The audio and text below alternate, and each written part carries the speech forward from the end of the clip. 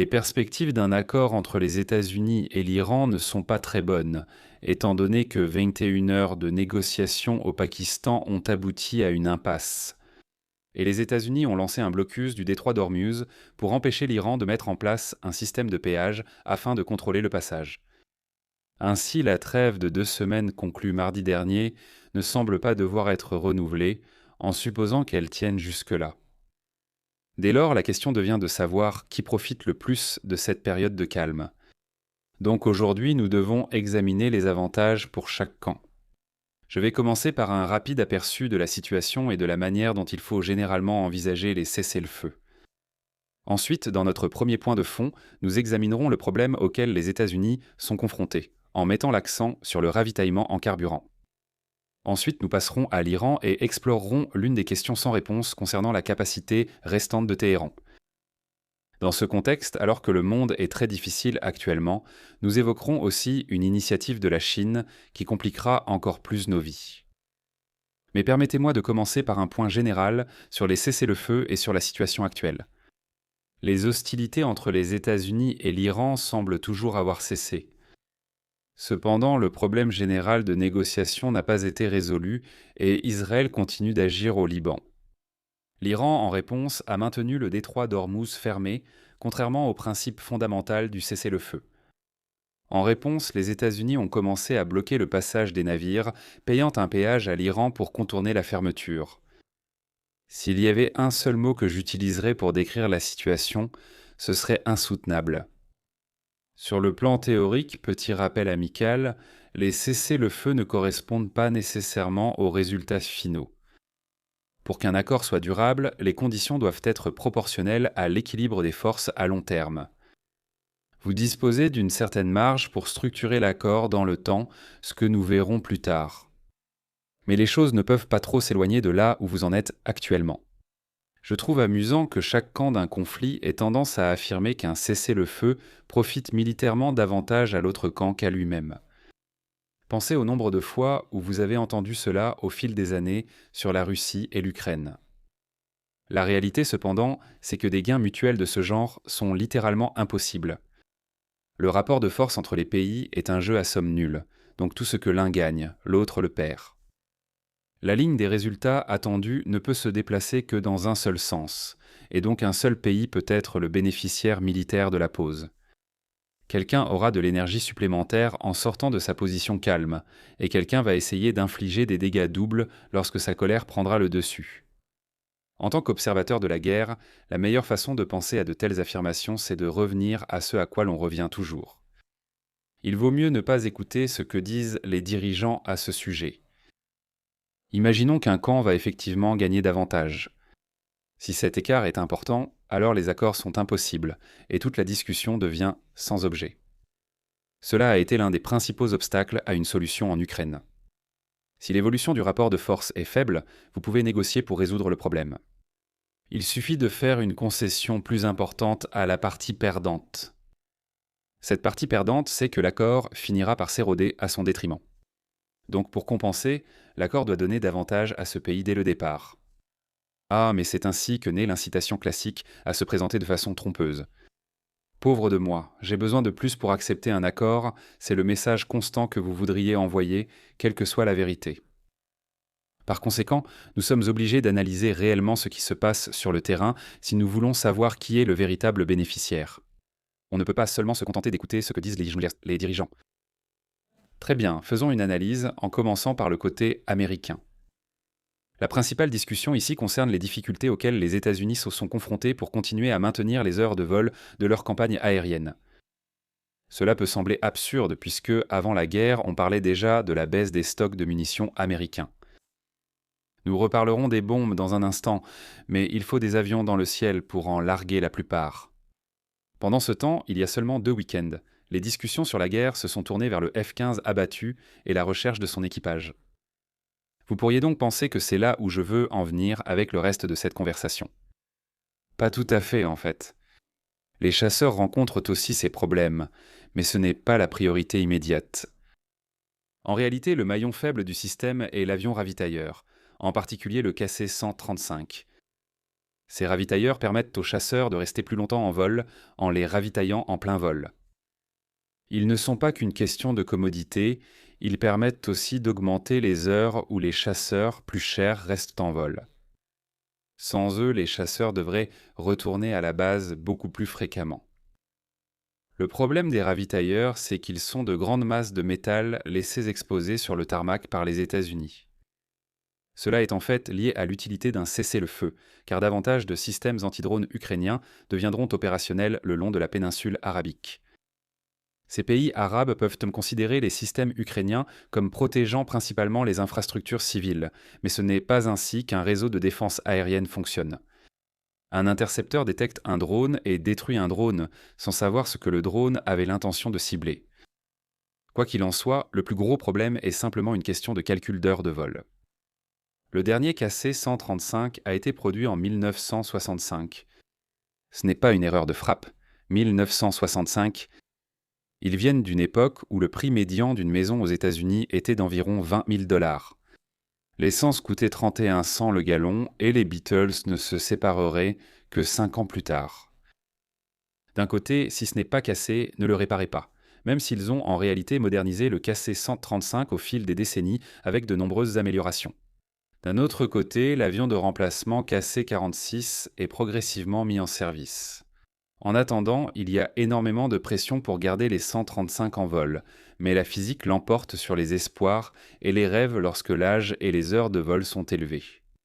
L'entretien et les réparations simples se font quotidiennement sur le terrain. Mais des réparations plus sérieuses nécessitent de ramener les avions jusqu'à la base aérienne de Tinker, dans l'Oklahoma. Donc, selon la théorie, les États-Unis ont initié le cessez-le-feu pour gagner du temps afin de remettre à neuf les ravitailleurs, ainsi que pour permettre au reste de la flotte de se reposer. Et en l'absence d'une offre suffisamment attrayante de la part de l'Iran, les États-Unis poursuivront l'effort avec une force aérienne revitalisée une fois le cessez-le-feu terminé. Eh bien, je ne doute pas que les États-Unis profitent au maximum de cette occasion pour réparer leur flotte. Mais le fait que les États-Unis bénéficient militairement d'un cessez-le-feu ne dépend pas uniquement de cette incitation. Nous devons aussi considérer les actions de l'Iran et faire la comparaison appropriée entre les deux. D'accord, alors que fait l'Iran ? Malheureusement, la réponse à cette question est plus opaque, ce qui va compliquer notre capacité à évaluer la comparaison relative avec certitude. Mais essayons de faire de notre mieux. Nous avons désormais plus de clarté sur la capacité de l'Iran à reconstruire ses programmes d'armement. À court terme, ce n'est pas un problème. L'Iran devra passer beaucoup de temps à reconstruire ses installations et chaînes d'approvisionnement.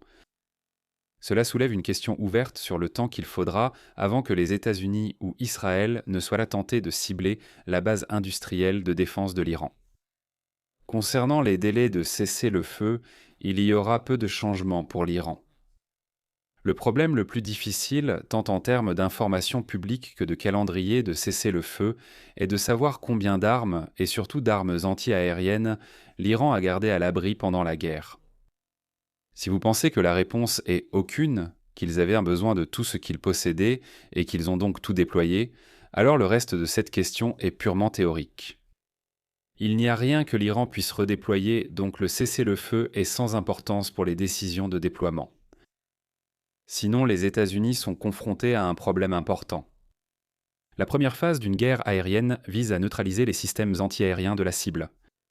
Une fois que le ciel vous est ouvert, à vous et à vous seul, votre flotte peut opérer sans entrave pour détruire des cibles plus précieuses ou plus spécifiques. Pour simplifier à l'extrême, les États-Unis comptent sur des systèmes comme les missiles Tomahawk pour la phase de suppression des défenses anti-aériennes. L'idée est que vous pouvez couvrir suffisamment de distance pour atteindre les ressources de votre adversaire, mais qu'il ne peut pas vous atteindre. Voyez-vous le problème ? Les Tomahawk et armes similaires inquiètent surtout pour les stocks américains en cas de guerre dans l'Indo-Pacifique. Si la guerre avec l'Iran s'interrompt longtemps et que l'Iran possède d'importantes ressources de défense aérienne souterraines, les Tomahawk redeviennent nécessaires.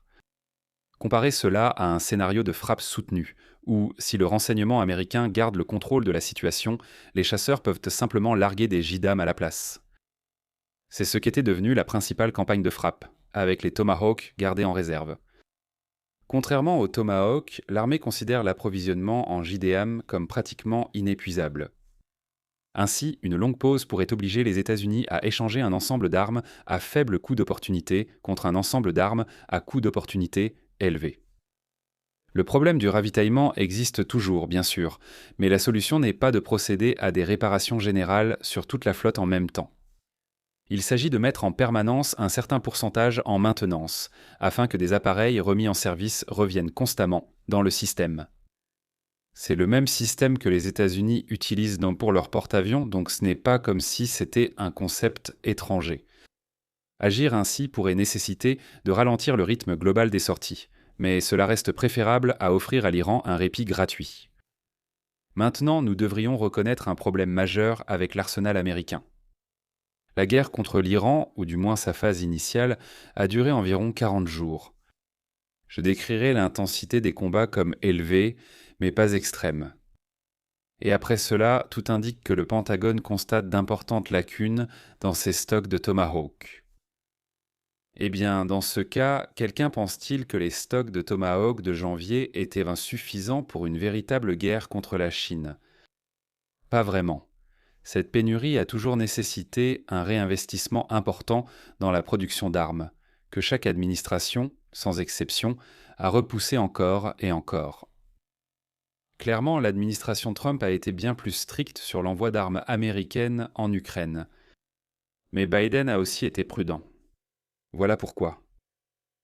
Nous nous retrouvons donc maintenant dans une situation où les États-Unis seront confrontés à d'importants problèmes si la Chine agit dans les prochains mois.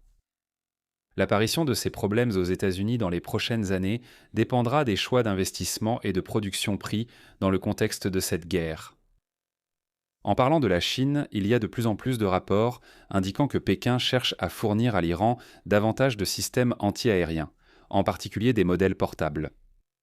Ce serait bien plus simple si un cessez-le-feu ouvrait l'espace aérien. La voie maritime ne l'est sûrement pas. Mais rappelez-vous comment la Russie aurait envoyé du matériel à l'Iran, probablement par la mer Caspienne. Il ne serait pas difficile pour la Chine d'utiliser la Russie comme intermédiaire, même si cela complique un peu la logistique. À garder à l'esprit, mais cela ne sera pas déterminant pour la décision sur le cessez-le-feu. Alors, quelles sont nos conclusions pour aujourd'hui? Tous prétendent que les cessez-le-feu nuisent à leur chance si la guerre reprend. Ceci n'est qu'une tactique de négociation que vous devriez donc ignorer. Concrètement, les États-Unis profitent d'une pause pour entretenir leur flotte de ravitailleurs vieillissante. Mais cela se fait au prix de donner à l'Iran la possibilité de remettre à niveau ses systèmes anti-aériens. Je pense finalement que cette dernière préoccupation domine. J'imagine un monde où les États-Unis tolèrent la remise en état des défenses aériennes iraniennes, malgré les problèmes potentiels avec les Tomahawk plus tard. Mais cela exige que les États-Unis considèrent l'accord actuel comme relativement favorable. Le détroit restant fermé n'est absolument pas de cet ordre-là. Il faudra faire des concessions ici. Peut-être que l'Iran fera des concessions sur le détroit d'Ormuz et laissera le trafic international continuer. Peut-être que ce sera les États-Unis qui reprendront les hostilités, peut-être dans 2 semaines, peut-être avant ou peut-être un peu après. Les États-Unis attendront peut-être encore pour évaluer l'efficacité de leur contre-blocus. Mais il est difficile d'imaginer un monde où il y aurait un cessez-le-feu durable et un détroit fermé. C'est la pire combinaison possible pour Washington. Eh bien, nous verrons combien d'actualités importantes vont tomber au cours de la semaine prochaine, mais je pense que je vais passer plus de temps sur Lines on Maps Extra pendant les prochains jours. Abonnez-vous pour rester informé. Et si vous avez apprécié la vidéo d'aujourd'hui, alors merci de liker, de partager et de vous abonner, et je vous retrouve la prochaine fois. Prenez soin de vous.